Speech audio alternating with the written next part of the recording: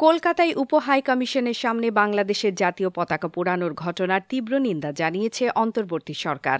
সেই সঙ্গে ভারতের সব কূটনৈতিক মিশন ও কর্মীদের নিরাপত্তা নিশ্চিতের আহ্বানও জানানো হয়েছে। শুক্রবার পররাষ্ট্র মন্ত্রণালয়ের এক বিজ্ঞপ্তিতে এই অবস্থানে বাংলাদেশ সরকারের বক্তব্য তুলে ধরা হয়। এতে লেখা হয়, যদিও পরিস্থিতি এখন নিয়ন্ত্রণে মনে হচ্ছে, তবে সেখানে ডেপুটি হাই কমিশনের সব কর্মকর্তা কর্মচারী অনিরাপত্তায় ভুগছেন। বাংলাদেশের জাতীয় পতাকা অবমাননা এবং প্রধান উপদেষ্টার কুশপুতুল পোড়ানোর দুঃখজনক ঘটনার কঠোর নিন্দা জানাচ্ছে।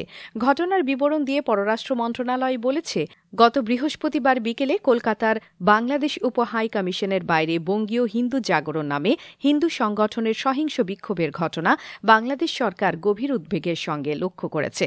বিপুল বিক্ষোভকারীরা ওই সমাবেশ ও মিছিল সহিংস রূপ ধারণ করেছিল, যাতে বিক্ষোভকারীরা পুলিশ ব্যারিকেড ভেঙে বাংলাদেশ ডেপুটি হাই কমিশনের সীমানা পর্যন্ত পৌঁছে যায়। তারা বাংলাদেশের জাতীয় পতাকায় আগুন দেয় এবং বাংলাদেশ সরকারের প্রধান উপদেষ্টার কুশপুতুল পোড়ায়। এমন ঘটনার পুনরাবৃত্তি রোধের আহ্বান জানিয়ে পররাষ্ট্র মন্ত্রণালয়ের বিজ্ঞপ্তিতে বলা হয়, ভবিষ্যতে এমন ঘটনা যাতে না ঘটে তার জন্য প্রয়োজনীয় পদক্ষেপ নেয়ার জন্য ভারত সরকারকে আহ্বান জানাচ্ছে বাংলাদেশ সরকার।